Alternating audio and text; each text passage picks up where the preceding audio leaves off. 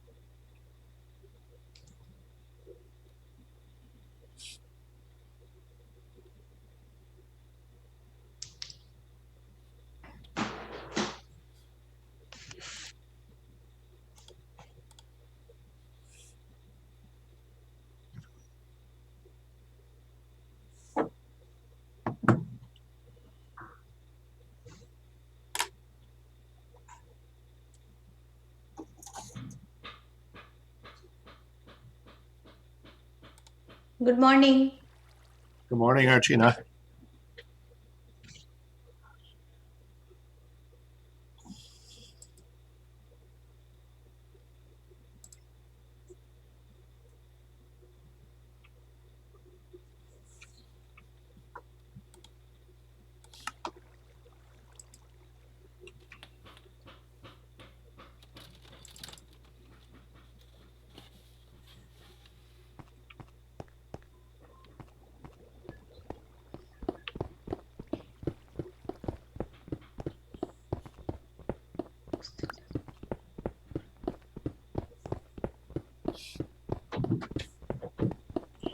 So how's everybody doing today?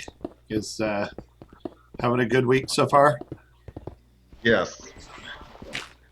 No doubt, pretty good. I was trying to get in yesterday for your meeting with the class that need, people that need help. Yeah, And I was having a hard time with Zoom to get in. yeah. We had the same problem. I was trying to get it. Archina had reached out, and she was having exactly the same problem. So I'm not sure why that was. I even tried doing it a different way, and it didn't work. So I don't know what happened yesterday.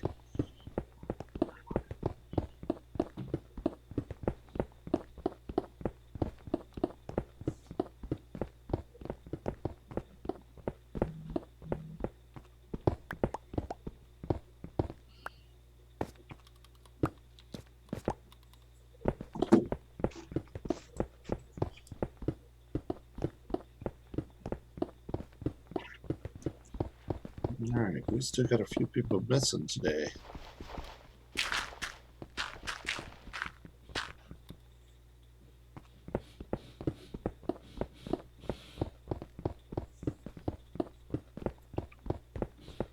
Give it a couple minutes here. Nelson, are you able to get in? Did you have any things that you wanted to go over on testing? You're muted, bud.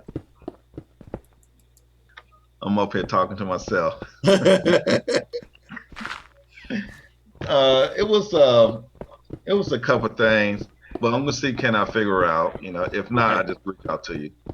Good. I'll make some additional time. I don't have it today because I got to go over to RCCC for the class this afternoon, but I will have some time available. I can extend class time on Friday.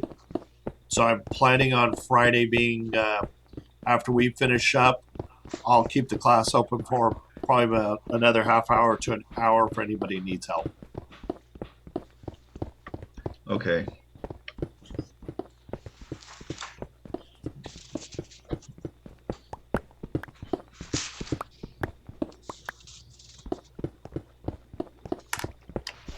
You know what? I need to put a message. Guys, bear with me for a second because Tony needed the phone call.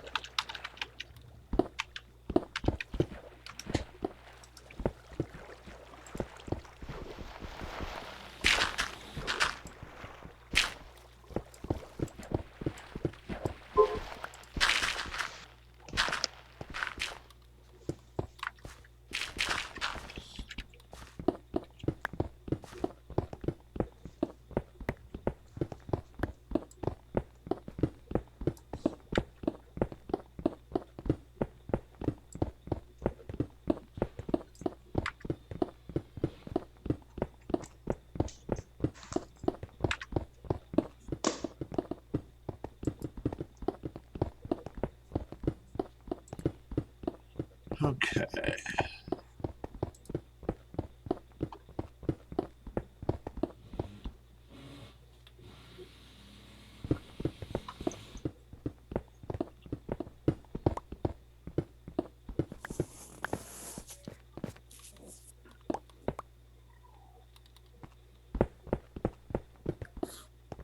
So somebody's logged in under Moto. Who would that be? That's me.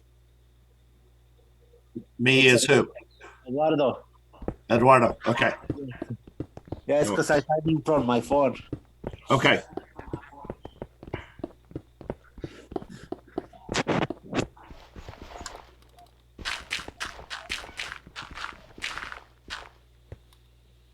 All right. We'll give it just another minute and we'll get started.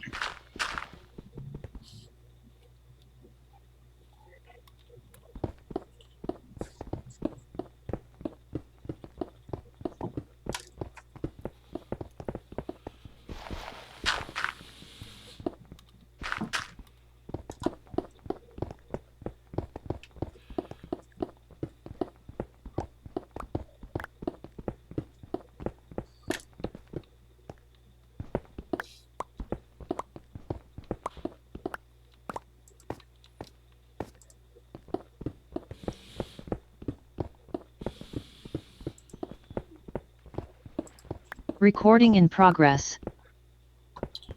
All right. Well, good morning, everybody. Good morning. Good morning, Archina. We are beginning our next lesson in regards to the basics of hard floor cleaning. We need a couple of people. So as we get involved with hard floor cleaning, we are specifically going to be talking about floors outside of carpet. So we'll begin by looking at a description of these different types of floors. Today our focus is mainly going to be on the equipment and tools that we would use in hard floor cleaning. Then from there, we will, on our next class, which will be Friday, we'll talk about the materials and supplies. Next week, we'll focus in predominantly on the more details on the chemicals, but also on the process. How do we go about cleaning these different floors and maintaining them? And then next week, when we wrap up for the week, we will write a procedure on how we clean it. So one of the things that we will be doing in Friday's class, we will do our first breakout session. So please, everybody, be here for Friday so that we can do that breakout session. Because after we go through the process of understanding materials and supplies, in the breakout room, I want you guys to kind of interact. We'll only take about 15 minutes to do that. Introduce yourself because you'll be working as teams as you start to develop your process for how you're going to clean these different buildings that we talked about. So that is our agenda for today and also for this module number 4. So we're about halfway through. Robert. Each building is going to be the whole building and not just a floor of the building. So we don't need to overcomplicate it. I'm not going to have you guys clean a multi-story building, but from that standpoint, let's say we're cleaning a school, we'll identify the area of the school. What we want to make sure when we do that project, we'll get into some of the parameters of it. So let's hold that discussion until we get to laying that out. That'll be next week that I'll kind of lay that out for you guys. All right, so to begin with, we need to understand the different types of flooring. And first, just start out with the concept. Last week when we started talking about above floor cleaning, we discussed the concept that people make judgments about a facility based on the appearance of the facility. And interestingly, when it comes to floors give one of the best gauges. It's what most of us look at when we walk into a building. You think about it, a lot of times we'll look around and we might see the decor of the building, artwork and so forth. But what we remember, because we all look down as we're going about it and walking, we remember the floors. So if the floors look worn out, dirty, have a sticky feel, we're going to remember it. And that's going to be a huge part of the judgment that we make about a facility. It's interesting that our book talks about how that the largest percentage of time and labor that goes into a building cleaning and into the janitorial is specifically geared around floors. It says that 80% of a custodian's time and effort is focused on cleaning of floors. And 80% of a building's cleaning budget and maintenance budget is around floors. So obviously floors is a major issue for us. We will spend more time talking about floors in this lesson that we're covering, which is a week and a half's worth of material, and then another chunk of time talking about the carpets, also the floors. So over 3 weeks of time of this class is just focused in on the floors. So you can obviously see how important floor care is to a facility. And as with anything, to understand how to clean something, it's good to understand what we're talking about. What is the difference between a hard floor and a carpet? So we're going to get into, I think we just got Antonio in too. I had 2 people join that I don't have their credentials. So who is listed as me A1? Who is that one? Just for attendance. Hey, David, can you hear me? Yes, I can. Is that you, Tony? Yeah, it's me. I'm just trying to do some workarounds here that gets at a relative's house. Okay. And you're the 925 number, right? Yes. Okay. Who is the me A1? That's me. Oh, okay. Yep. I was trying to log in on a Chromebook that they have here as a guest, and then I did the dial in on my cell phone. Okay. No worries. Thank you, Tony. And just because of that too, guys, I noticing that we had a couple of people missing and how important this lesson is. This lesson is being recorded and saved to the cloud. So from that standpoint, we'll try and use that to make that available, and I'll post to the classroom.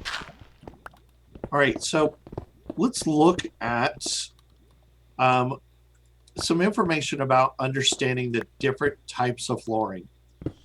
And let me make this imagery a little bit bigger for you guys.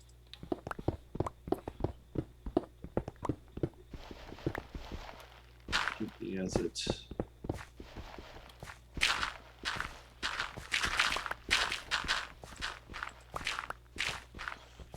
so to really know how to clean something, it's important to know what we're cleaning. And when we talk about hard floors has changed a lot, because we used to think in terms of hard floors as flooring that had to be waxed. That's not always the case anymore. The reality is we have so many different types of hard flooring that the term hard flooring now is going to basically refer to any type of floor that's not carpeted. Okay. And here's some examples of different hard flooring. And this is things that you're going to see not just in grocery stores, but a lot of different places. This floor, as you notice, is a floor that is concrete. This is what we call polished concrete. It's a concrete that has been polished smooth, but it does not have a coating on it. So that is a polished concrete floor.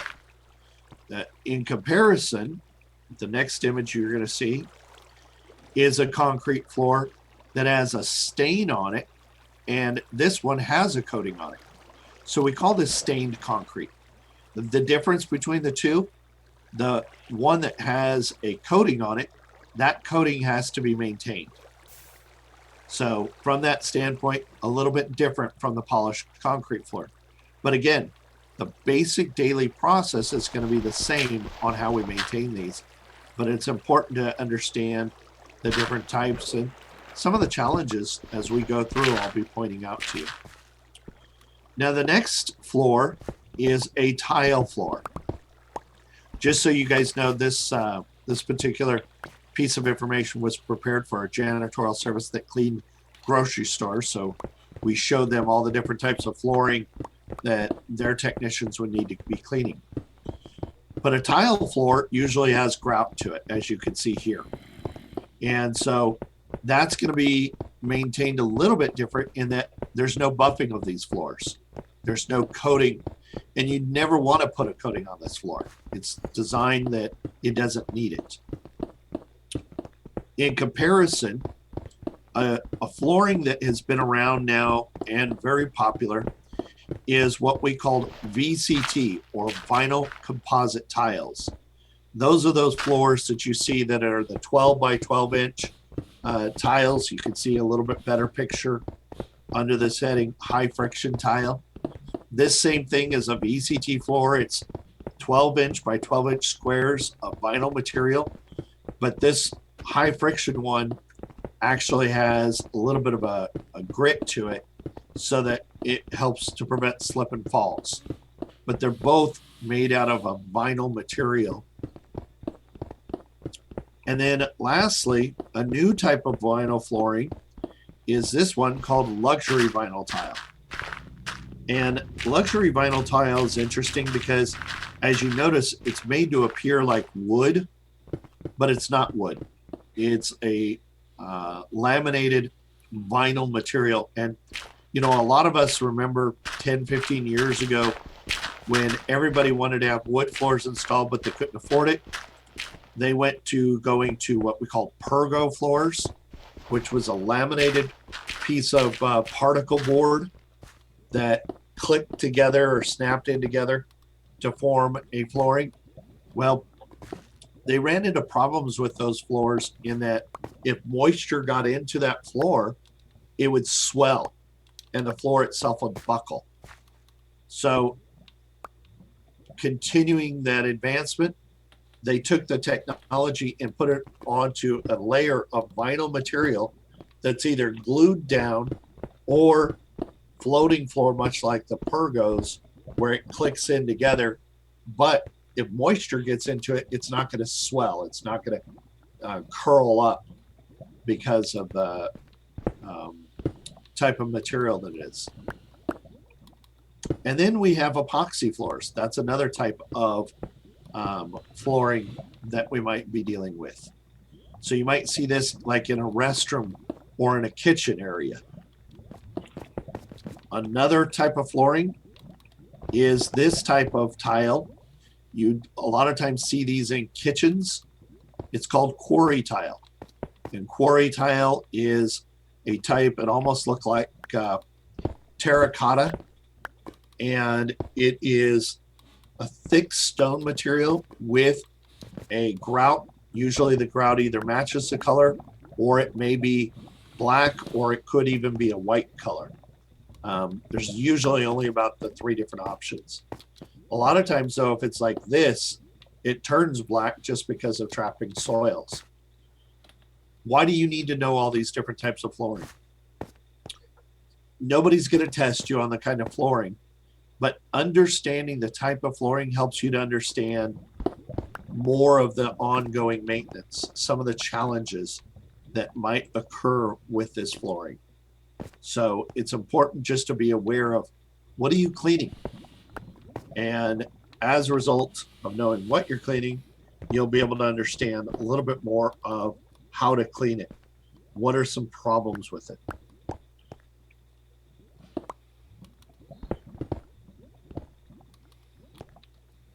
Okay, so that gives you an idea of the different types of flooring that we would refer to. All of those, so many variations, and that's not even all of the different types of flooring. You could have marble, terrazzo, terracotta. There is travertine. All these are stone floors, but they're all hard floors.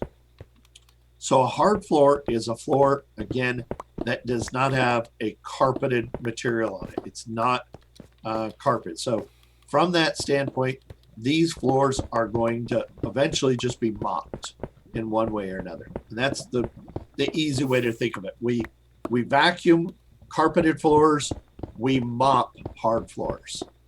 So now understanding that one's going to be wet, one's going to be dry, we can start to figure out what's our process? What do we need? What are the tools that we're going to use? Because a lot of the tools we'll talk about are used in different ways depending on the type of flooring. So we'll see that as we go along. This, by the way, this slide I will put into our classroom. So let me now bring up our Google Classroom, and then we'll go from there.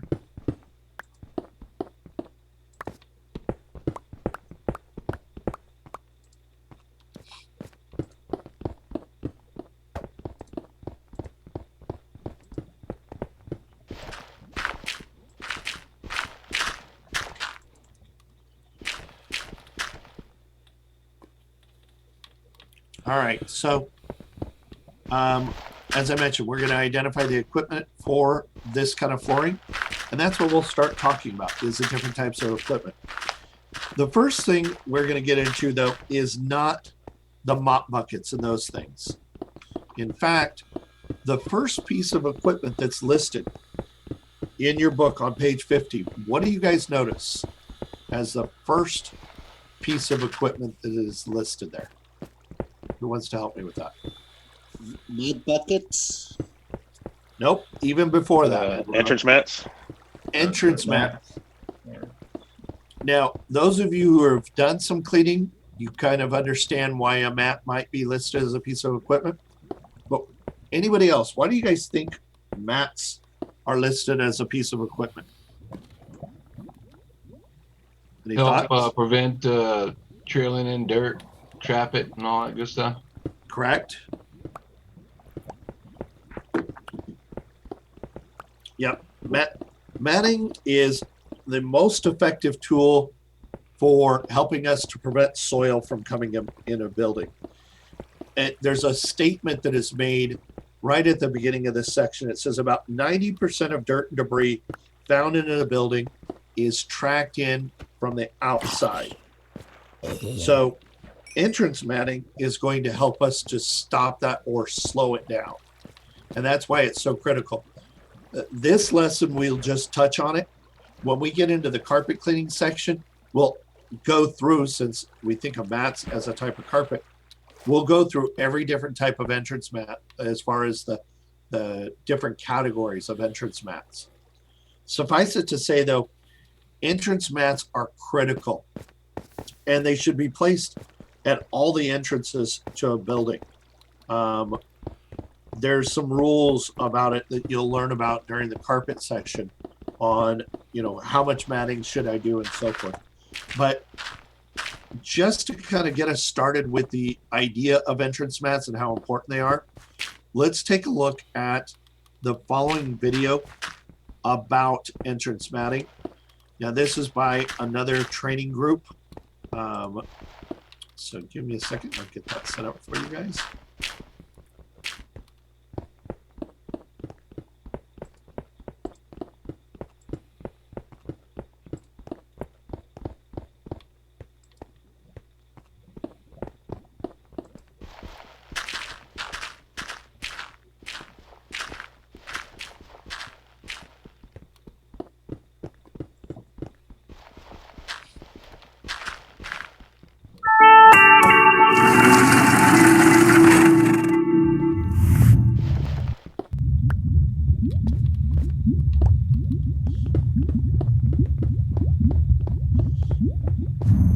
Hi, I'm Vance, and welcome to Clean Care.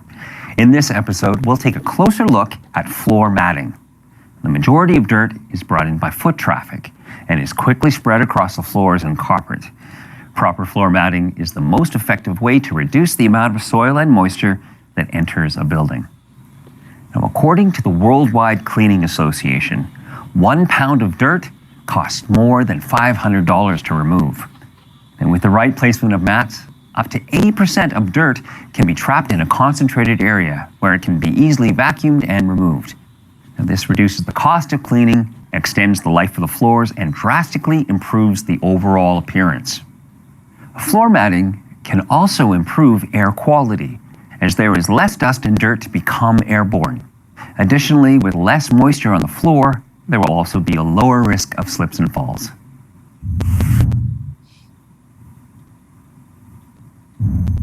Now, a lot of buildings use undersized mats that can't handle the amount of daily foot traffic.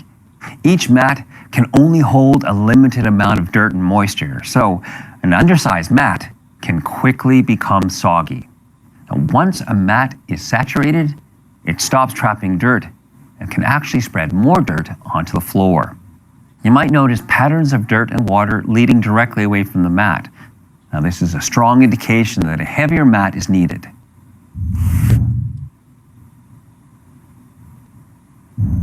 Multi-stage matting is the most effective way to remove a variety of debris and should include both scrapers and wipers. Now, the first stage is a scraper. These outdoor mats are generally made up of small rubber fingers which traps coarse gravel, ice melt pellets, and snow. The second stage, a wiper-scraper hybrid, is placed just inside the door. Now, these mats contain a mix of fibers which removes sand and snow. The third stage is a wiper mat that removes the remaining dust and moisture. These mats use long fibers with a large surface area to trap even more moisture.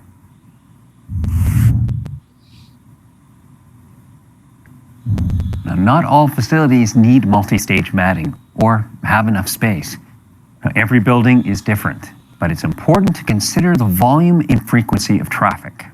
Light volumes would be a doctor's office, a small shop or storefront that isn't directly connected to an outdoor entrance. With only several people entering and exiting each hour, a single wiper mat might be adequate.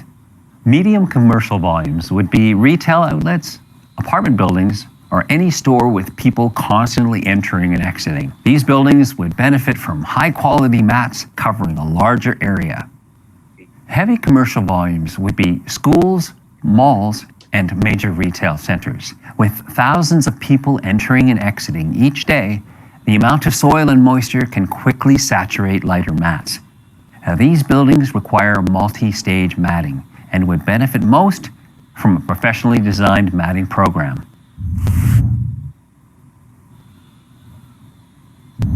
Now, not a lot of people stop to properly wipe their feet. This requires longer matting to walk off all the dirt and moisture. Encouraging people to wipe their feet can make a difference. Even if 20% more people thoroughly clean their feet, there will be an immediate reduction in the amount of soil entering a building. Another overlooked factor is cleaning frequency. For example, in a building that's only cleaned once a week, dirt can accumulate and can saturate the mats before the next cleaning. In this case, a heavier mat is needed, and the mat should be cleaned more frequently. Overall, the choices made for matting has a direct effect on the cleanliness of any building. In many cases, it's best to consult a professional to get a matting system designed specifically for your facility. Now, if you like this and want to see more tutorials and informational videos, then subscribe to our... You can always call or... Okay. So great video to help us kind of get started with this concept of understanding how matting is of value to us and why it's important. It was an important fact that was brought out at the beginning. You know, we mentioned that 90% of the soils that come into the building come in from the outside. A good entrance matting can capture up to 80% of that soil. So, you know, when we think about it, that's a large portion of the soil coming into the building we can capture, and that is going to reduce our cost. Did anybody catch how much it costs to remove just 1 pound of soil per year? There was a number. 500? 500? 500, exactly. Thank you, Eduardo and Nelson. Yeah, $500 per year to capture just 1 pound of soil. So if you think about how much soil comes into a building, later on when we get talking more about matting and carpeting, you're going to find out more detail about how much actual soil comes in that is generated. And obviously, our bodies generate it through dust that's created, but most of what we deal with on soil is stuff that's walked in. So a good entrance matting program. Now, he mentioned there was a few different kinds of mats. Who could help me with what those different kinds of mats were? Did you guys notice that? With a scraper and then a hybrid scraper, scrubber. Scraper and wiper, yep. Yep. And then the last was that wiping mat. So if you think about it this way, when you walk in, scraper is going to remove the dry soils, the sand and debris. He mentioned snow and ice melt. We don't deal with that too much here in Central California, but if you ever are working up in the mountainous areas or up at Lake Tahoe, that's a problem, all winter long. Ice melt gets tracked into buildings and that'll damage it. So you have the scraper mats to remove dry debris. And by the way, if you're working in a school environment, scraper mats are one of the best mats for removing sand. And sand gets tracked in from playgrounds, especially the K through 3 or K through 6 schools. That becomes just a nightmare if you're the custodian having to deal with all that sand. That was my biggest challenge in cleaning preschools, was sand coming in from the playgrounds. Kids just bring it in truckloads on their bodies. I don't know how they do it. So the scraper mats are great for that. Then you had the scraper wiper mats, which those are now a combination where it not only will scrape the dry debris, but also get the moisture off the feet. Now the last one, the true just plain wiper mats, those a lot of times are a little bit more decorative. You might see logos on them. They're just an old-fashioned, carpeted looking mat. They look a little nicer. They don't look so industrial. They're great for getting moisture off your feet, but they don't do much for scraping sand and soil off. And that's why having a matting program is so important.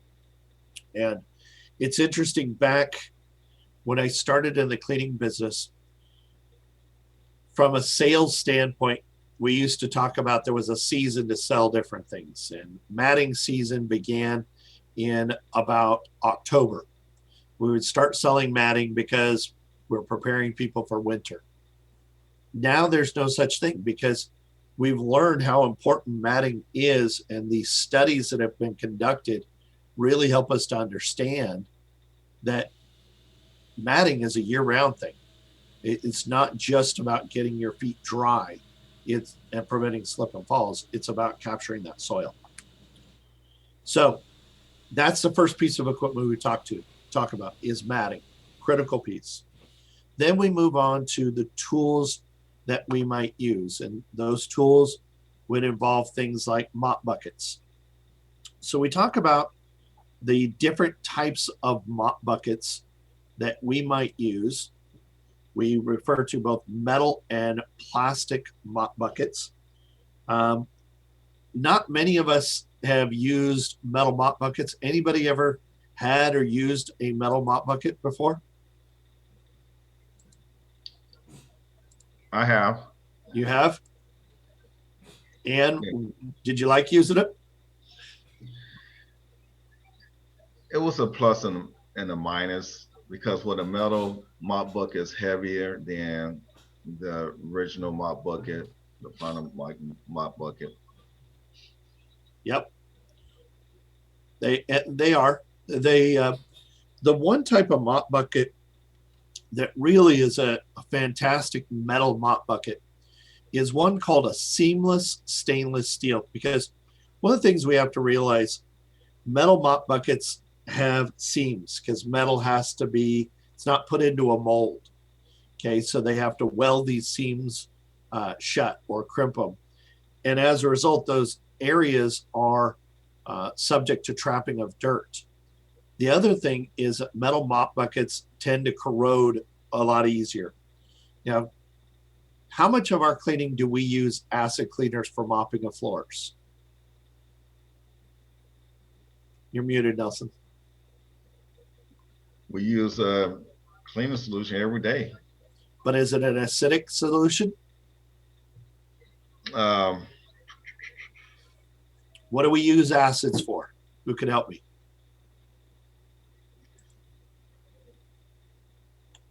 Is that oils and minerals, things of that nature? For minerals, rust spots, things along Right. those things. Yep. And so most of the time, our general purpose cleaning is using an alkaline cleaner. So we don't have to really worry too much about acid cleaners in metal mop buckets, because the reality is we don't clean a lot with acid cleaners for floors.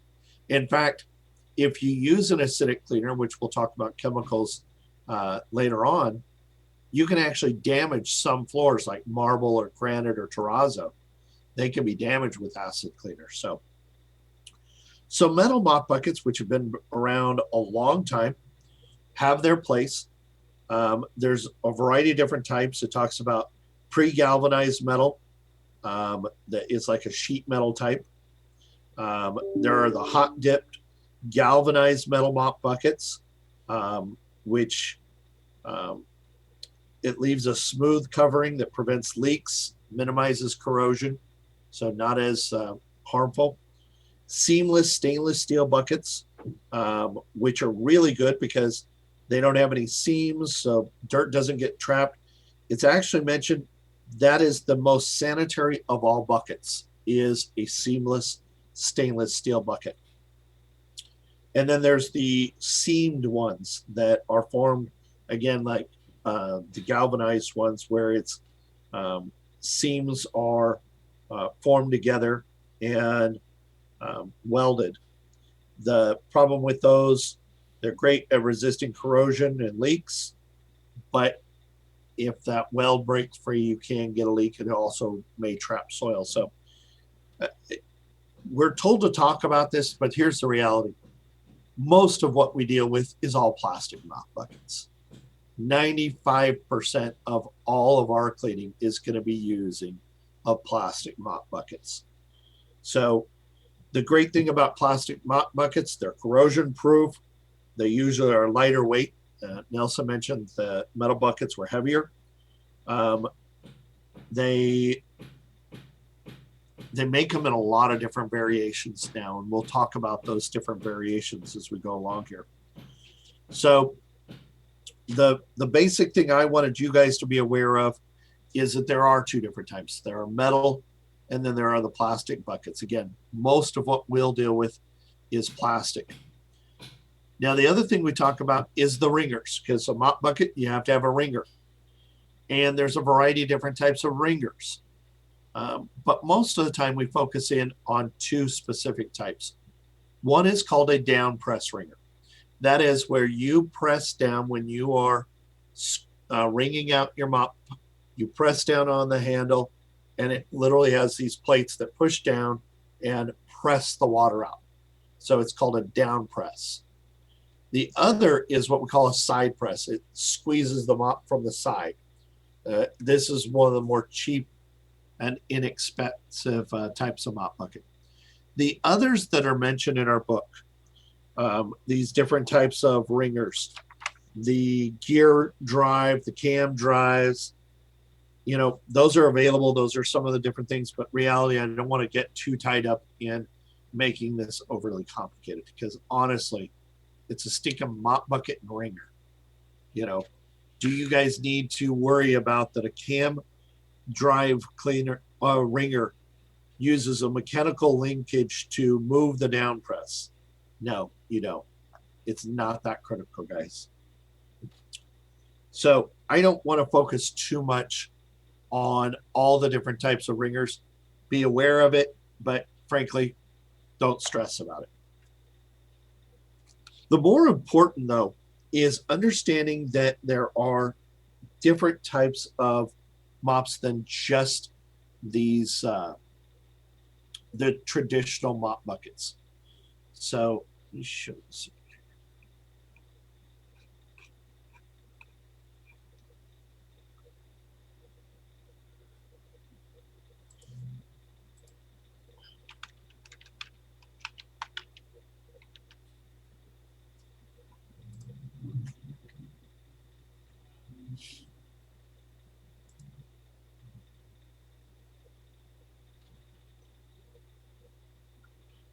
And I love doing this because it's kind of funny when we look at the different types.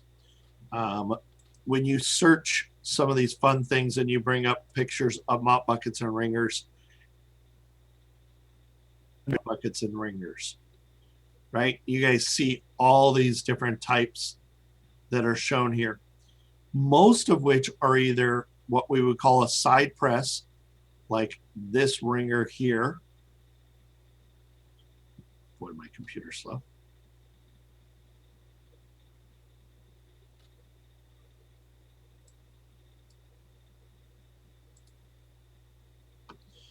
That this ringer, it's got a plate here that pushes it along the side. Again, just a sample of the different types of ringers.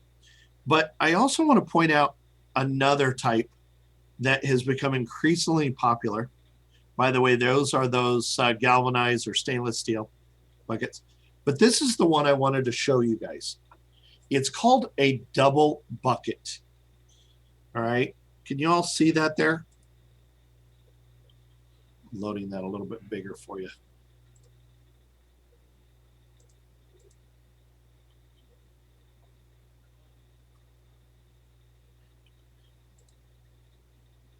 This is a bucket, and let's talk about one of the biggest problems with mop buckets.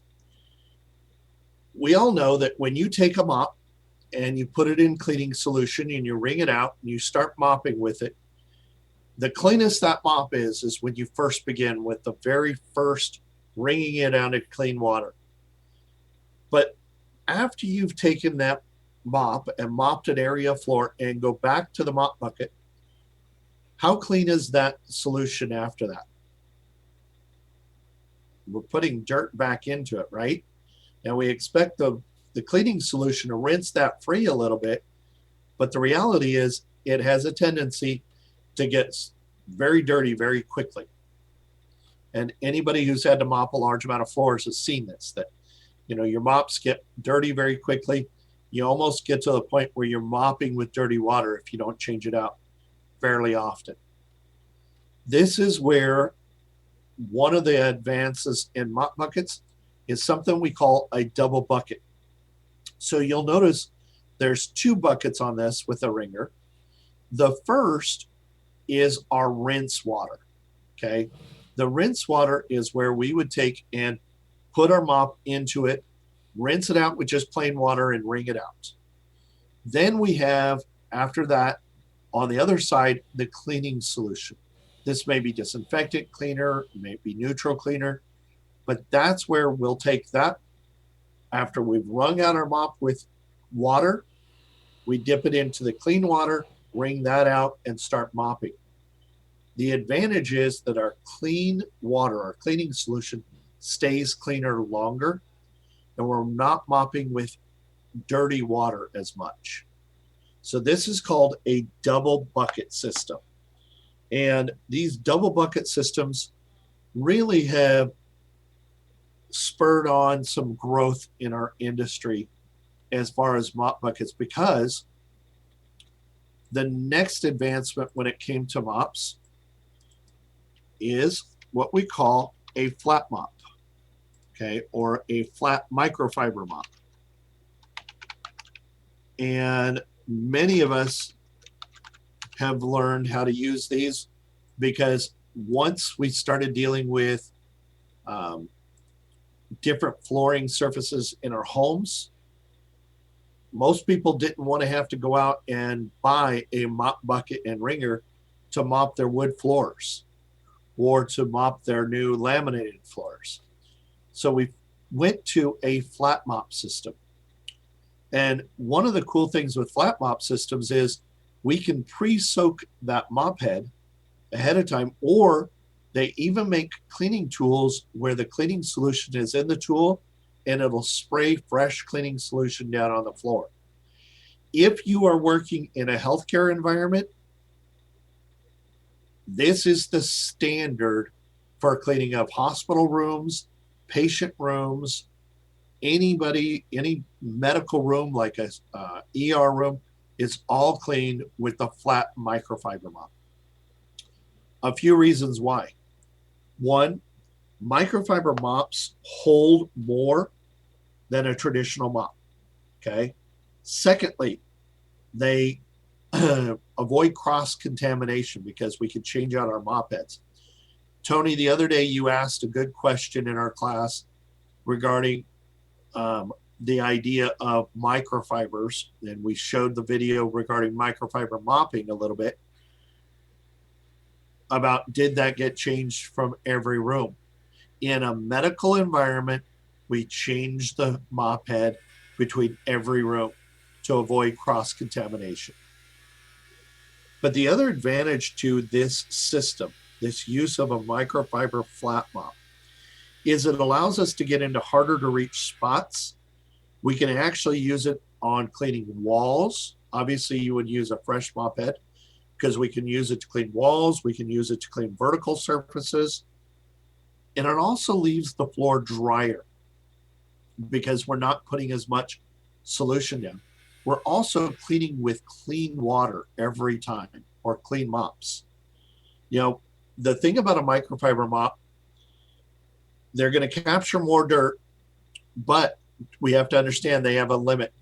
If you're using a traditional mop bucket, okay, with a traditional mop, and we'll get into more about the mop heads in the class on Friday, but with a traditional mop system, we would clean about 1,000 square foot and then change our cleaning solution.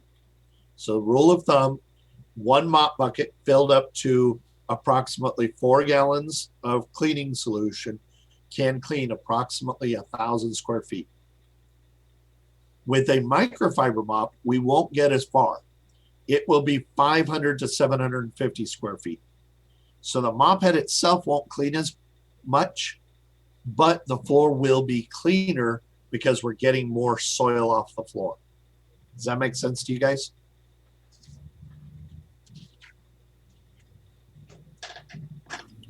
Hey, we don't put those in a mop bucket though, right? We just use a spray bottle.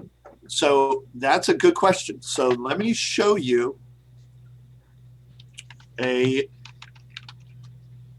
microfiber mop bucket, because I was mentioning the double bucket.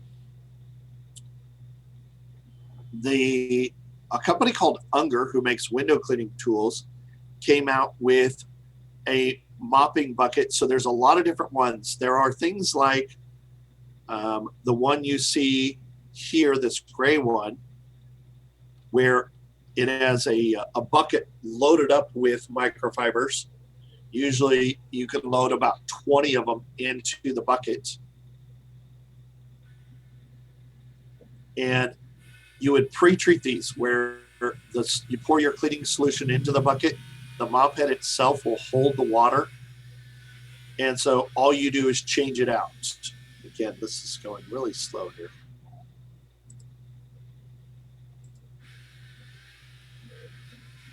It's wanting to load so many different pictures. So.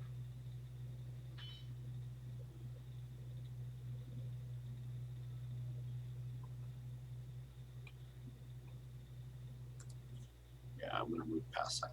This picture here, if you guys notice, the yellow bucket has a little bit of a screen here.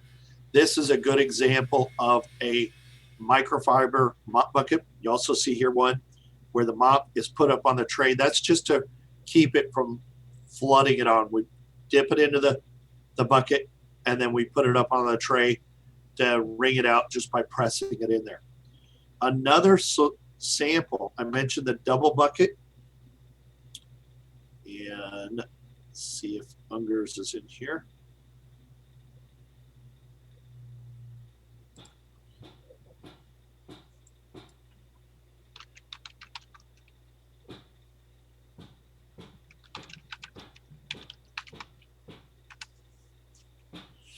What they did is that same double bucket that I was showing you, yep, here it is, was designed so that you could be able to put the mop, and the mop itself hooks on to a head, and so it serves almost like a loop. You would dunk it into the cleaning solution, then you put it in the wringer, wring it out, and it allows you to clean with a microfiber mop and do a lot more than just the 750 square feet, and you're not changing out mop heads. This is good if you're doing large areas, but you would not use this system in patient rooms because you should avoid cross-contamination. I like these if I'm doing large amount of restrooms because I want a little bit more saturation with my mop. And the Unger mop has a lot longer fibers. So I have some samples I'll actually show you.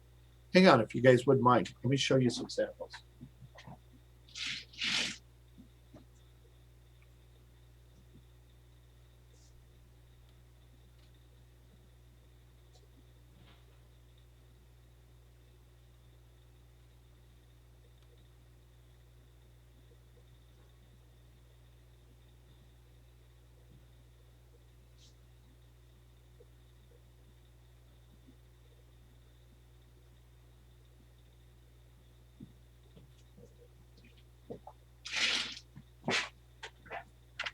So I'm going to stop my share and I'll use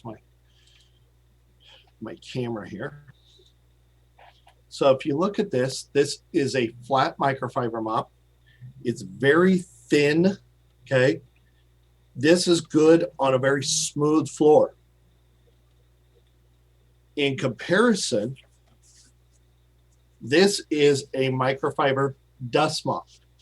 You'll notice it has a fringe to it, so it can push lots of dust and debris. It'll pick up dust, but again, it has a specific purpose. This type of mop head, you'll notice it's much thicker and fluffier. This one's made by a company called Bona. It has a lot more fiber to it. This is great for getting into grouted tile floors.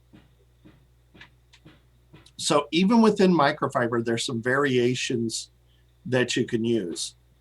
But I don't want to go too far onto the mops because that's more of our materials. On the buckets, I wanted you guys to see the different types of mop buckets. So beyond just metal buckets and plastic buckets with the traditional mop wringers, we also have now microfiber mop wringers, whether it's a double bucket system or the flat one. So Robert, your question was a really good question for microfibers. How are they cleaned?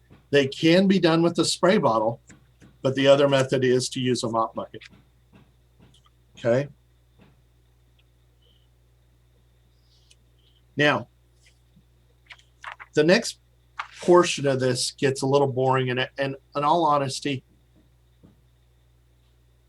this book was written by manufacturers who make tools and make these supplies, and they want to tell you a lot more detail. I'll let you guys read some of this on your own, but under wet mop holders, it's talking about the mop handles themselves. There's a lot of different variations of mop handles. There are metal mop handles, metal screw-on style, plastic ones. We have mop handles that grip the mop head like a claw or jaw type. There's ones called a yoke type where it basically has a yoke that will clamp down on the mop head. Read over that information. It's not overly critical information, just like about the metal mop buckets. It's good to be aware of it, but frankly, just make sure you have a mop handle that is going to hold your mop well and allow you to work with. The biggest thing I tell people is to change your mop heads out regularly. Okay? Keep your mop clean. Nelson. When you was naming a different type of mop handle, are you talking about the one that's adjustable with the screw that you clamp down? Yep. There's even ones that have like a spring type that'll clamp down. They're knuckle busters because it requires you to pull a piece of metal back and grip a hold of it. And when you do it, it tends to hit your knuckle against the wood. I don't like those, but they hold the mops really well. So again, is this critical information? No. Should you know about it? Yeah. So our book talks about sponge mops. I don't want to spend any more time to just say that, yes, they exist. They're generally used for cleaning small areas or spot cleaning. I never like to see them in a commercial cleaning environment. Sponge mops, with the advance of microfiber, there is no real place for them, in my opinion, in the cleaning business. My wife, it's funny, has picked those up over the years, and I throw them out every time she gets one. So, Tony. The dry mop head, when you're doing some dry mop before you hit that floor, I mean, how frequently is it every single evening at end of clean that you got to like rinse that out, or you just shake it out? I mean, how many uses can you get out of that head, that replacement head? A very good question. We're going to talk about dust mops, the actual materials, in the next lesson, and Okay. it talks about, there's a video I'll show you about pre-treating dust mops. So what you're referring to is a dust mop, and it's a good segue because we've just talked about the wet mops, but the reality is there's also dry mops, dry dust mops. And I just showed you guys the small sample of a dust mop. Okay, this is a microfiber style. But when we think about a dust mop, it has a fringe to it, and it's usually designed to do the dry dusting. And if you remember the thinking, the WWW, waste, wet, wipe, we start with dry soils first. So we always, when we go through the procedures, we start by sweeping and dust mopping the floor first. At the end of your shift, that mop head should be cleaned out. So if it is a microfiber, there's a couple ways you can do it. You can wash it out.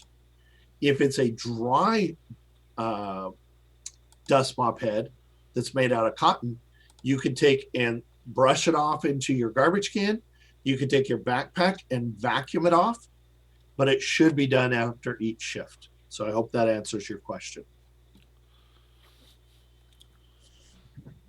Now, if you're looking at page 54 on dust mop handles and frames, the picture on the column on the right-hand side of page 54 shows you a small dust mop frame. And nobody uses these small ones, but dust mop frames come in sizes anywhere from 12-inch to about 60 inches, about 5 foot in width. I've actually seen them even bigger than that, but they're custom made. The reality is these type of frames, the mop head, the dust mop head slips over the top of that or through that metal piece that you see the frame on the bottom. And then the handle clips onto the frame. And it gives you a lot of versatility, a lot of mobility so that you can turn it any which direction. The reality is if you find that the frame itself is bent or broken, especially if it's broken, because it's really just some cheap rod metal that is holding it together or that it's made from. If that breaks, replace it. It's a safety hazard. You don't want that to, somebody to get hurt with it. You don't want to get hurt with it. So just like with all your tools, keep them in good working order. But we're going to use dust mops, handles, and frames a lot in doing hard floors, especially if you're doing large amounts of hard flooring. For example, if you had to clean a gymnasium or a multi-purpose room in a school, if you had to clean a large cafeteria in a medical building or an office building, a dust mop is a fantastic tool.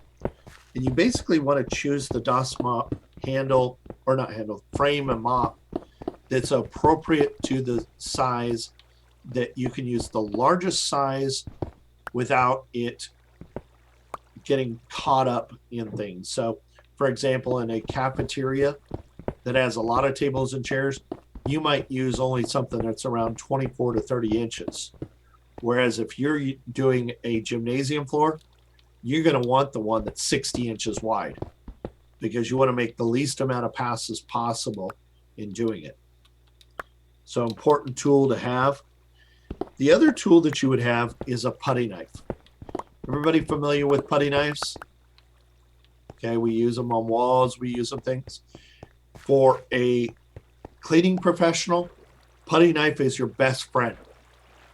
It's a tool you're going to use to get gum up. You're going to use it to get stickers off of floors. You're going to use it for a lot of different purposes. We actually use them as utility tools. For the janitorial services I've worked with, that's one of the first tools we give to every cleaning person is, where's your utility tool? If you don't have a utility tool, you're not prepared. So when you use that putty knife or utility tool, especially on the softer floors like the LVT or VCT floors, we call them resilient flooring, don't dig in the edge of that. You can actually damage the floor because it's soft. So on our test, it will bring up the question about digging in the edge or the corner of the knife. Be sure that you understand we do not do that. Okay? It will damage the floor.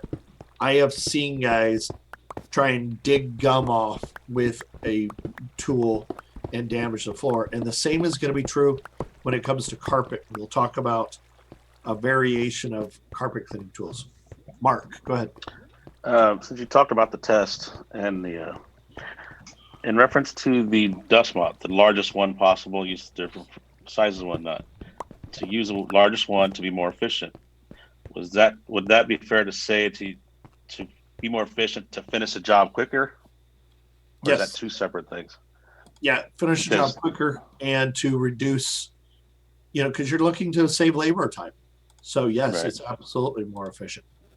Okay, that's part of the test as well. Just Yeah. Good question. Yep. So we're removing dry soil. We've got dust mops, dust mop handles and frames. We talked about wet mops and wet mop buckets. The last of our tools is for picking up of the soils. Dustpans. There's a couple different types. We have the traditional one that you can hold by hand. Also, the ones with the stick, we call them lobby dustpans, right? So you don't have to bend over. They make even short handle brooms that are called lobby brooms. If you go to an amusement park, I grew up going to amusement parks. I was at Great America every weekend during my summers as a kid when I could.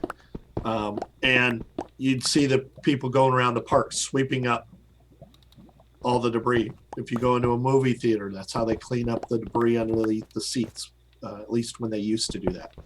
So those tools are fantastic. They're our friends as custodians and janitors, having that tool, because obviously you don't want to have to bend over to pick up all the trash and debris.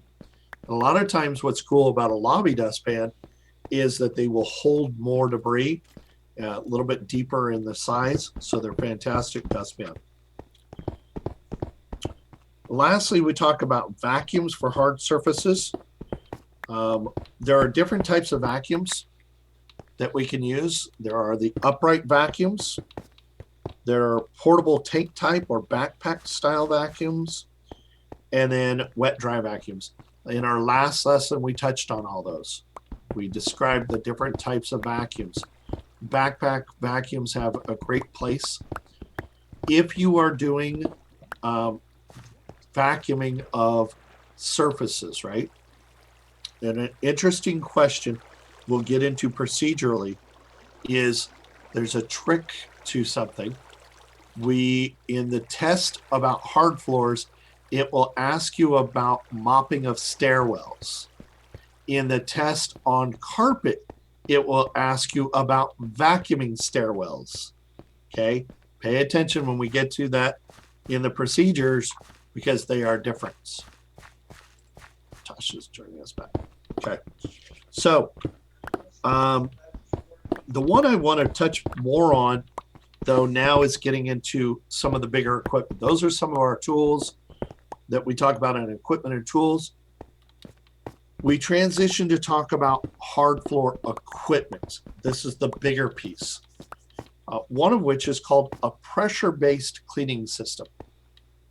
Now, a couple of you who work in janitorial now have seen systems that are restroom cleaning systems, but I am going to show you guys a system from one of the first manufacturers of pressure cleaning restroom cleaning systems, a company called Kaivac. And the reason I'm going to show you Kaivac is because everybody else in the industry took their ideas from what Kaivac did. So they were the leader. They're the ones who built the first. And I'll show you their system, and then we can go into then talking about our buffers.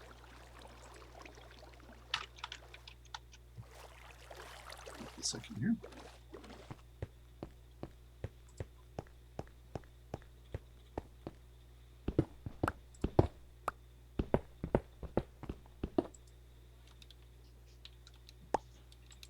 We used the Kaivac out at the airport doing the restrooms, and it is the best thing in the world.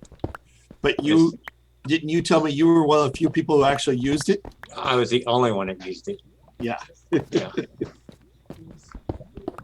But it's a no touch. It is. Yep. So you could do the toilets, the sink, everything with it. Yeah, exactly. And we used Kabui. And that's their cleaning chemical. Yeah, which had a really nice bubblegum smell to it. Everybody said. About COVID, and just was like, oh, it's nothing.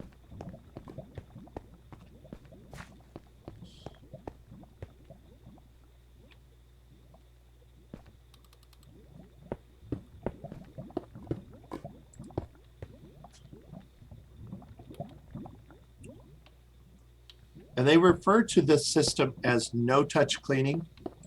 So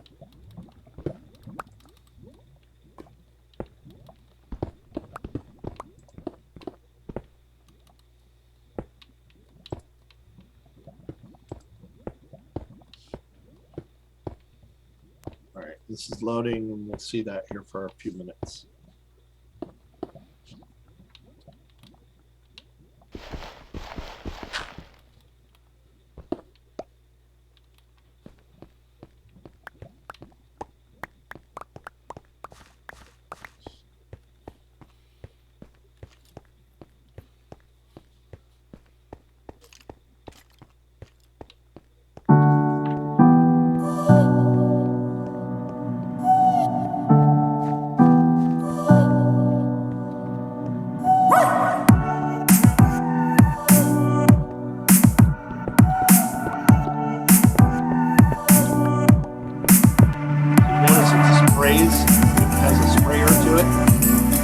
Solution on the surfaces.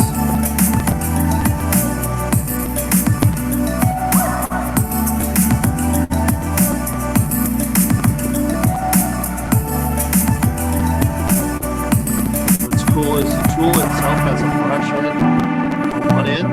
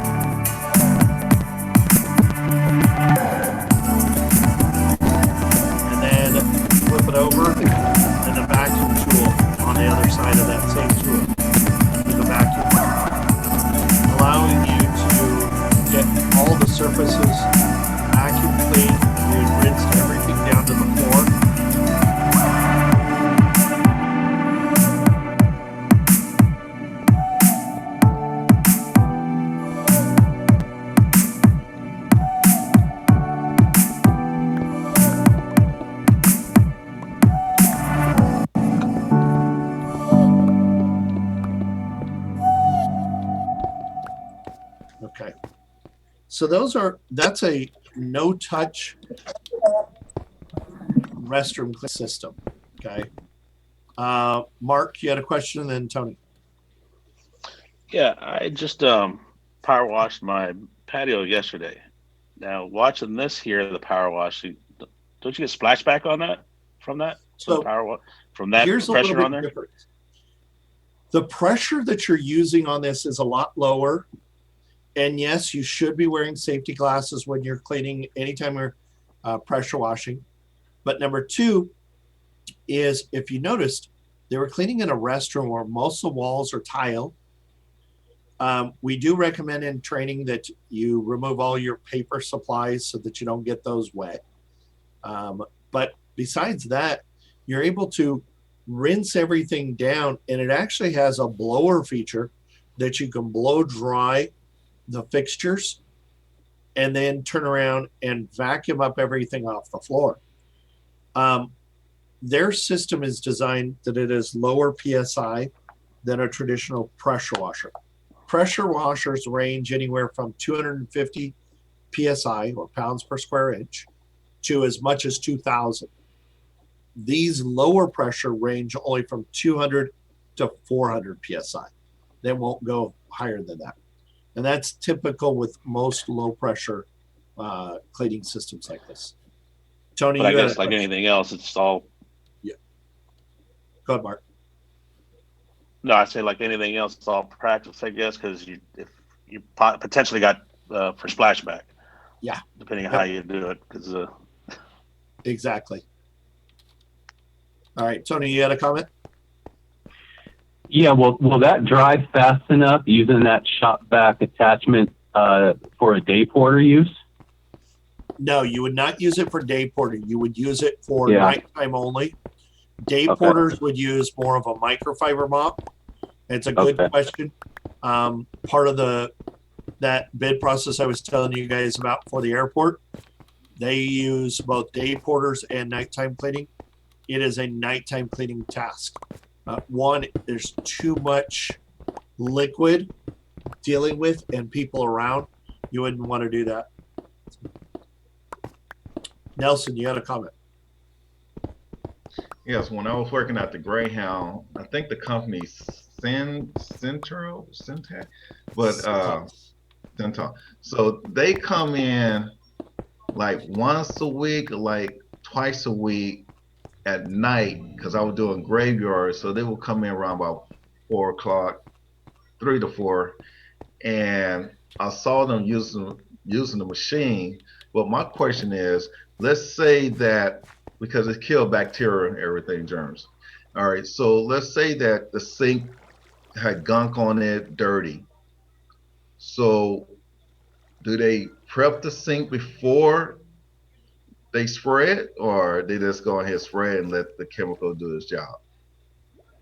So a lot of times you can spray chemical, but it does reduce the amount of chemical. A lot of these systems, like Robert was mentioning, Kaivac has a built-in chemical proportioner on it.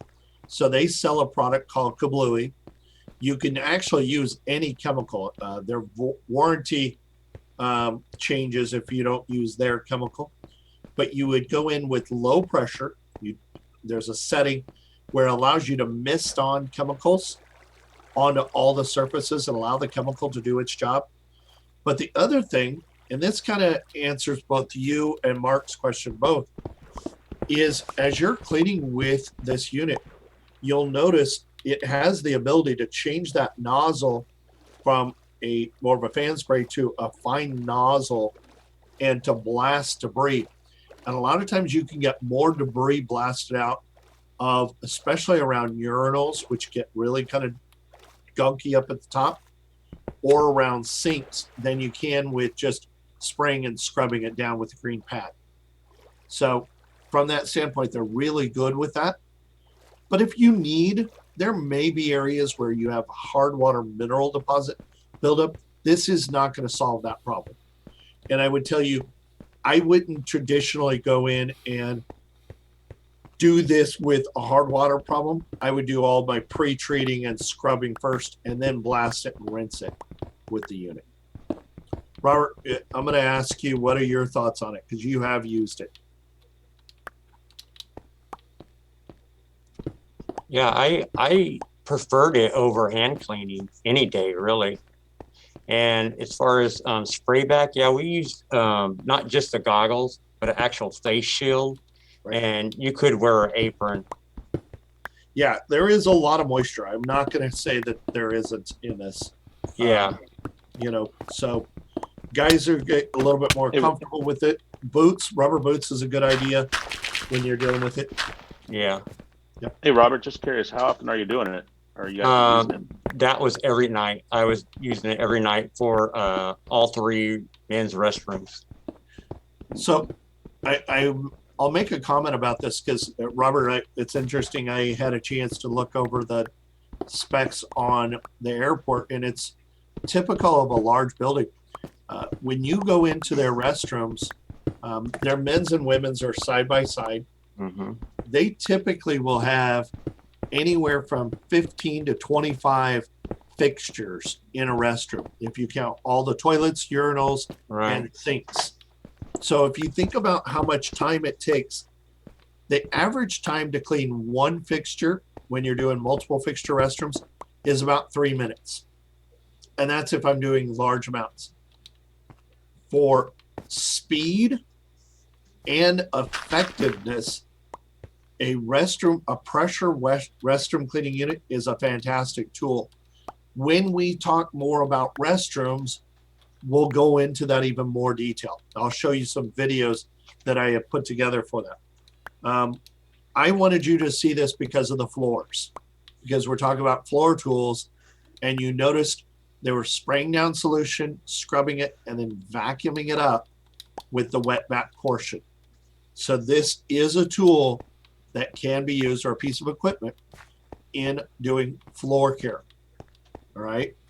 Because restroom floors are part of our hard floors. They're tile floors or concrete. Okay. So now we transition to the equipment related to scrubbing floors. We refer to these as rotary floor machines. Rotary floor machines can have a variation of speeds. There's really a few different types of rotary floor machines.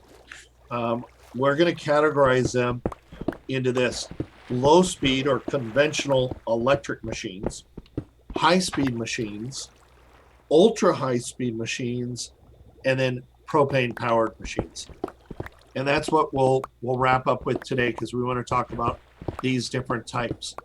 What I want to do, just like what we just did with the video, this one's already loaded up, so it's ready to go for us.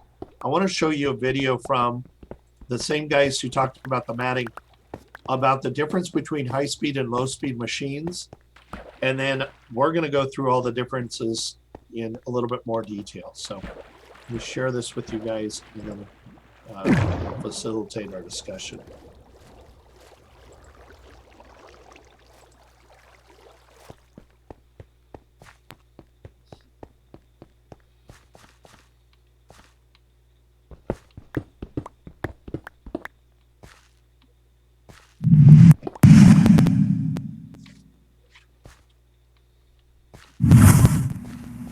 Hi, this is Brian from Brian's Cleaning Corner. Today I'm here to talk about the differences between the corded electric rotary machine and the corded electric high-speed burnisher. The first difference we're going to talk about is appearances. On the corded electric high-speed burnisher, you'll notice that the motor is offset, meaning it's not directly above where the pad driver sits. You'll also notice that there's 2 sets of axles with wheels. And the third thing, which we'll get into a little more detail later, the pad driver is actually bolted underneath the machine and not easily removable. The most common size for this machine is 20 inch. On the corded electric rotary machine, also known as a swing machine or a side-by-side machine or a 175, you'll notice that the motor is mounted directly above where the pad driver sits. You'll also notice that there is a single axle, and the pad driver is easily removable on this machine with just a twist of the wrist. The typical size for this machine ranges from 12 to 20 inches. The next difference we're going to talk about is operation. the most important thing is proper handle height. This will not only make your job easier, but will also reduce fatigue. In order to adjust the handle, what you're going to want to do is pull up on the release, bring the handle down, and you're going to want it to be right at waist height. Put the handle down, lock it in place with your foot, and now the machine is properly adjusted for handle height. The next thing you're going to want to do is plug the machine in. Once the machine's plugged in and you have the handle height adjusted, you're ready for operation. In order to start the machine, there is the safety lock, which is right here. You press in and then you pull on either handle up here. What you want to make sure of is that the machine is sitting level. Make sure the machine is perfectly level. Push the safety lock, put your foot forward, and pull the handle. Okay? Again, pull up on the machine. It's going to go on the handle. It's going to go to the right. Push down. It's going to go to the left. Slow, steady movements are the key to making this work properly. You can walk forward. You can walk back. What you don't want to do is hold the machine away from your waist. The only thing that's going to do is wear your arms out and make you extremely tired at the end of the day. Let your legs do the work for you and keep it pressed against your waist. Just remember, the number one important rule: if the machine gets out of hand, don't let go of the handle, let go of the trigger device. Keep your hands on the handle, because if you let go, the machine is going to spin around. We don't need that. That can become a dangerous situation. So just let go of the switch. Now I'm going to demonstrate proper operation of a high-speed burnisher.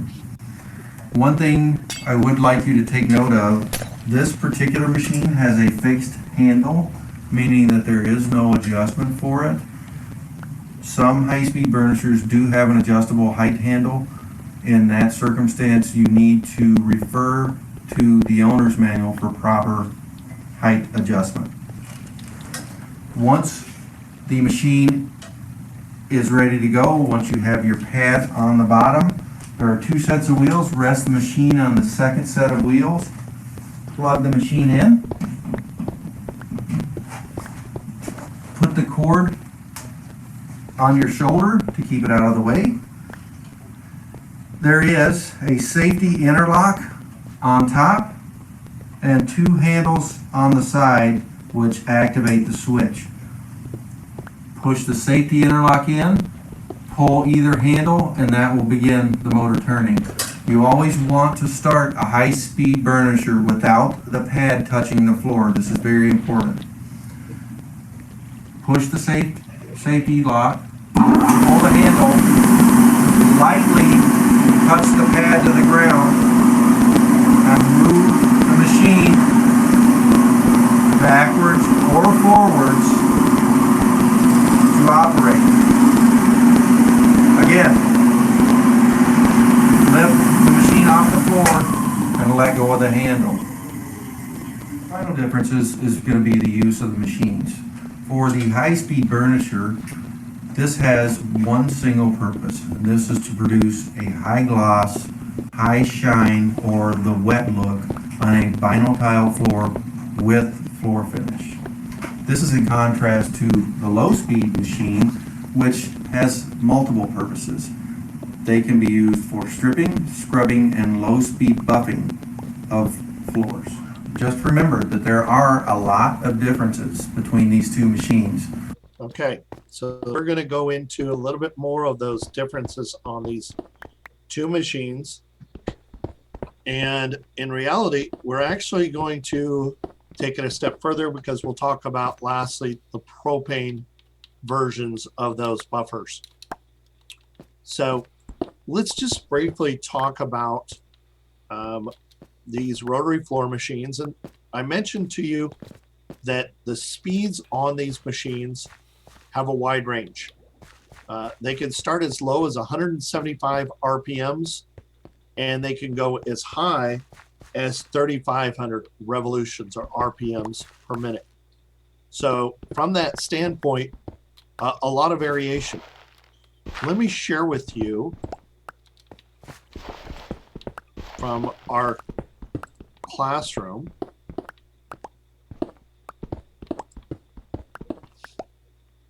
the slide under the basic hard floor care shows you the different speeds and what these machines are used for. A standard speed or conventional low speed electric machine, also referred to as a swing buffer or a side by side because it works side to side, is going to run typically around 150 to 200 RPMs. We use those most commonly for things like stripping of floors or scrubbing floors. We can use them with pads or brushes. So those are one of the more common machines. It's a basic machine in floor care. Here's a few important features about it. He mentioned the drive motor, how it was directly over the pads itself. It's called a direct drive system, okay? Because as the motor turns, that's how the pad turns. It directly drives that. It has a little hub at the bottom. Usually they run in power between 1 and 1.5 horsepower motors. They usually will have a bumper around the outside edge of the shroud so that when you get up next to the edge that you don't damage it. They also have the handle to it. That's where the electrical power is running up through it. He mentioned a feature on both the high speed and the low speed where it has a safety button, where you press the safety button and then pull the trigger handle. That methodology, that style, is standard with all of these electric machines. They all have both a safety switch and then a trigger. So you can't just grab a hold of it, and it was designed so that somebody couldn't just walk by and grab the trigger on it and get the machine and hurt themselves. So you literally have to press, pull, flip, whatever the case may be, the safety, and then it'll allow you to release the trigger on the handles. The other feature it has to it is on a low speed machine, to hold the pads onto the floor, it has a pad driver or something called an Instalock. Mark, you had a question. Yeah, what's the reasoning to start one on the floor and one the high speed up? Good question. So a low speed, because it's starting at a lower speed, it's not as big of a deal for it to start on the floor. It's not going to damage it. But the high speed, because it's running at a much higher revolutions per minute, and it's typically being used to create gloss on the floor. If you start a high speed with the pad on the floor, you'll create a swirl mark on the floor finish because it's starting dry and it instantly is turning up to 2,500 RPMs. So from that standpoint, not a good idea. Whereas on a low speed, we're using it to remove or scrub a floor. We don't care if it leaves a swirl. We're trying to remove stuff when we're doing that. Whereas on the high speed, we're creating gloss and we don't want to leave marks. So that's the reason for it. That really becomes an issue with a propane powered machine because those things are so heavy. The weight of the machine combined with the speed of the pad will leave a swirl mark every time if you leave it sitting in one spot. So you don't want to do that. Now I want to mention something in relation to a testing question. It's an important one. A low speed machine, you're going to hear a term called an Instalock. Okay. An Instalock is another name for what's called a pad driver. Your testing will refer to this. Okay. That is a item that is contained both on a high speed or low speed, because they both have pad drivers that hold the pads on. The difference is the high speed has something called a retainer ring. A retainer ring is a piece of plastic or metal that is screwed on or clipped on to the bottom on a high-speed machine that holds the pad to the Instalock or the pad driver. They a lot of times are made to work together. So retainer rings are related to high-speed floor machines. They're the clip that holds the pad on. It was important because there is only one reference in this chapter to a retainer ring. It's found on page 57 under pad drivers or Instalocks, and it refers to it. I will tell you, this is a question almost everybody misses on the test because it's hard to find if you're not looking for it. As an instructor, I've learned, point that out. So going back to our machines, a standard machine, a swing buffer, side-by-side, low speed, whatever you want to call it, is generally speaking running at a speed, usually it's at 175 RPMs. That's the normal, okay? A high-speed machine, it mentions runs 350 to 1,000, and then they mention super high speeds. This particular module was written about 15, 20 years ago. The reality is we've combined the term high speed and super high speed. High speeds are running between 1,000 and 2,000 RPMs. That's the reality. And that's what our book refers to. And they are designed to what we do, we call it burnishing or buffing of a floor. When we start talking about chemicals next week, I'll explain what burnishing is, the process. So that is one of the other types of tools or pieces of equipment. Here's the difference between it. One is the high speed only is used to produce gloss. It can only be used on floors that have the need to create that gloss. We would never use a high speed on carpet, for example. Whereas a swing buffer, you're going to learn there's a method that we can use it on carpet to scrub carpet. We could use a swing buffer or side-by-side machine on concrete to scrub a concrete floor. You could never use a high speed to scrub with. It's only designed for creating gloss. It's designed very similar to a low speed, but it also has an extra set of wheels. Okay. Now, on a low speed, the wheels are designed that they can be moved up and out of the way in some cases. So it's literally just the pad resting on the floor. Whereas on a high speed, the wheels are fixed, and a lot of times there's usually two sets of wheels, one for transporting and one to use to move it back and forth. Now, here's the other thing. A low speed machine goes side to side. A high-speed machine goes front to back, forward and backwards. Okay? It's because it's running at a much faster RPMs, the high speed, it doesn't grab a hold of the floor, whereas a swing buffer or low speed grabs a hold of the floor, and that's where you get that side-to-side motion. Okay? So that's another way you can tell the difference. What else do I want to touch on this? Propane machines. A propane-powered machine is running typically at speeds around 2,000 RPM, so we would refer to them also as an ultra-high-speed machine. These, instead of running with a cord, have an internal combustion engine. Think of like almost like a motorcycle engine on a buffer. And it's powered by propane fuel. The real advantage to that is there's no cords to get in the way. So if you're doing large amounts of flooring, a propane buffer is fantastic. But there are some concerns about its use. One of which is that the emissions on it can cause carbon monoxide poisoning. So a propane buffer should always be properly tuned. It needs to have oil changes. It has to have carbon or a carburetor that has the ability to sense how much carbon monoxide or emissions it's putting out, so it doesn't make you sick. So we have to be very careful with them.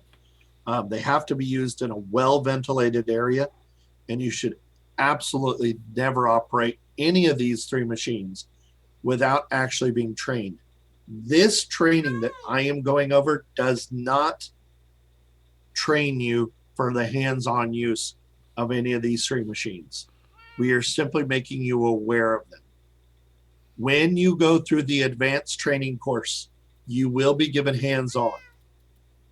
Okay, you will actually learn how to run these. So those of you who have signed up for the advanced training course that starts in April, one of the days that we do our class, which will probably be on a Friday, it may even fall on a Saturday. We're working with the district right now on that. That will have a hands-on portion just for running equipment and learning how to use it to do stripping of a floor, scrubbing of a floor, and buffing of floors. So be aware that this training is only designed to make you aware of them, how they operate, what's involved. The hands-on portion is in the advanced. So, okay. That was a lot very quickly. And I want to go back and just kind of review some of this stuff with you guys. There's a lot of information about that. High-speed equipment typically is going to run anywhere from, it mentions 350 to 1,000. I would say it'll run anywhere from 1,000 RPMs on is high-speed equipment. Ultra high-speed is going to run 2,000 RPMs or higher.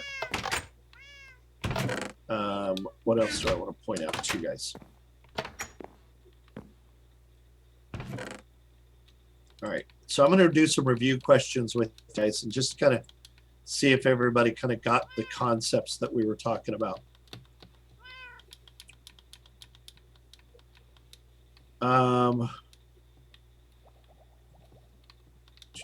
Going back to the beginning here. The two most common types of ringers that we talked about. Do you guys remember what those two most common were? And Nelson, I'm going to exclude you because you do this all the time. A side ringer and a front ringer. Okay. Side press and Or instead side press. of, yep. The other one is called something different though, not a front ringer. Okay. Anybody remember what that other one was called? It presses down. So what do we call it? Press. Down press. Yep. Down press. Down press ringer. That's the one that presses down on the mop heads. Okay.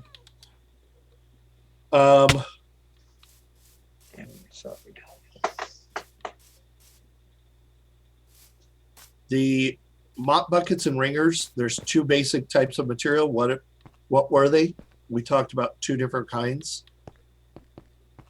The first one we discussed was what? Metal, plastic. Metal and plastic, yep. Those are the two different kinds of mop buckets. Of the mop buckets themselves, the one that was the most sanitary, do you guys remember which one that was? Stainless steel. Stainless steel. Yep. It's actually within the stainless steel, it's called a seamless stainless steel bucket. Okay. And this is how in detail they go. The types of mop buckets, there's round and oval. So again,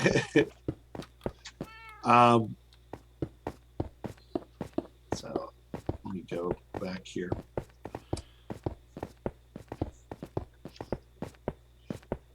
This is a lesson I wish they would redo their presentation materials because it's a lot of wasted material that is not important.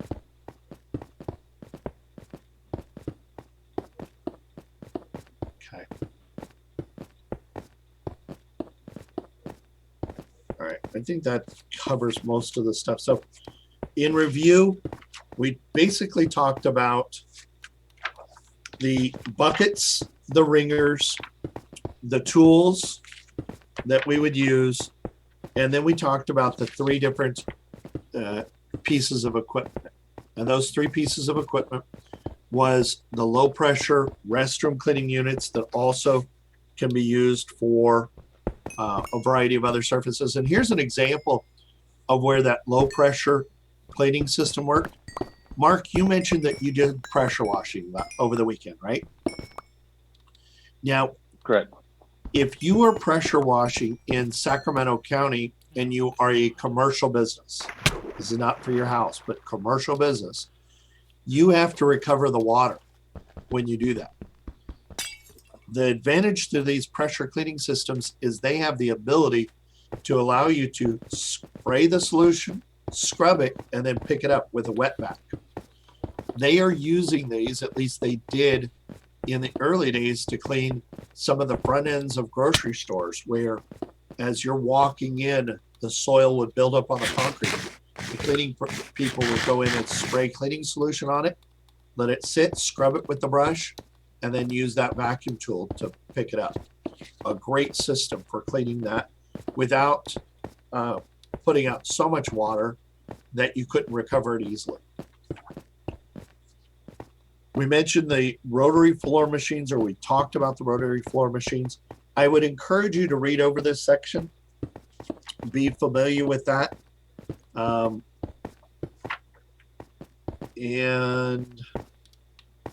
the only other thing I've mentioned about it that will come up on the test, one of the things about propane powered machines is that they are very loud because it's an engine, right? There is some requirements that they have to be below a certain decibels regarding these things. But the question came up on testing has to do with, you know, one of the things that makes them different, and that noise was one of the issues. Okay, so just be aware of that. Okay, so for you guys, go through and start looking over the material about the materials that you're going to use, and then the chemicals. So that really is going to take you from page 59 to page 64. We will go into the different types of floor pads and color coding of mops. But our first part of our lesson, and this one I do want you to pay attention to. I told you the mop buckets, and don't get too hung up on a lot of the details on mop buckets. But regarding the mop heads themselves, the different types, the different fiber types, it's going to be important that you guys know the difference between a cotton mop head, a rayon mop head, or a synthetic blend mop head. So we'll talk about those and where they're used, as well as how mops are made. You'll have the fun thing of watching me. I'll show you the construction of this, and I'll go through a few things on mop heads. And then, as I mentioned, also the color coding of floor pads. So that's our lesson for Friday. Please read ahead on that. Be prepared to talk about it. And then next week is all procedures. We're going to go through the basic floor care procedures, how we clean everything from sweeping guidelines, doing halls, doing stairwells, dust mopping, vacuuming, all those different things, as well as damp mopping. And then you get to see, this will be the first one you'll see, one of my training videos that I created for a grocery store, how to clean a grocery store, and it's about doing their floors. So that'll be fun next week to look at that process. And then from there, you guys will start to look at your process of how you're going to clean a building. So, okay. Was that 59 to 64 you said? Yes. Yep. All right. That wraps up today's class. I'm going to stop the recording on this. So That way that's available. Recording stopped. I'll make that available in the Google Classroom if anybody needed it. In addition, I will say that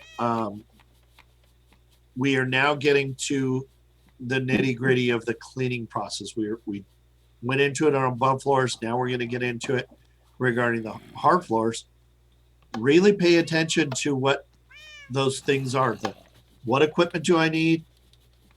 What materials do I need? What supplies do I need? What's the process? Those 4 critical things that you need to know with every type of cleaning. Okay. And then start to pay attention to things around you guys, how you're seeing people clean different surfaces. Okay. Come up with questions. If you guys have questions about how we clean a different floor, feel free to bring that to the class. All right. Friday, as I mentioned, I will keep class open longer to help anybody who needs help with testing. So if you have not completed testing, and just so you know, Therese also checks in to see how you're doing on your testing, because we are now at about the halfway point. We should have completed the first 2, and this week you guys should complete the 3rd of your tests. Don't let this wait till you guys get to the end before you complete your testing. Okay. And a few of you have done some of the written ones, but you need to go online and do it. If you're having a hard time, that's what I'm going to be here for on Friday. If you're struggling to log into it, then let's take some time and I'll help you to log into it so that you can do it. Okay. Any questions?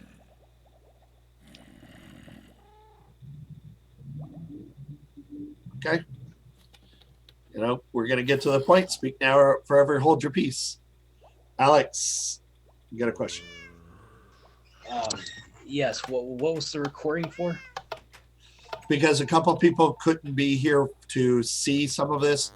Tony was having to call in, so I recorded it for that purpose to allow it. And if you just had questions about the material, some of the videos, that's available there in the recording. Okay. Yep. Okay. Thank you, guys. Good class, and I will see you on Friday morning. Bye, everybody. Everybody have a nice day. Enjoy the weather. You too, Nelson.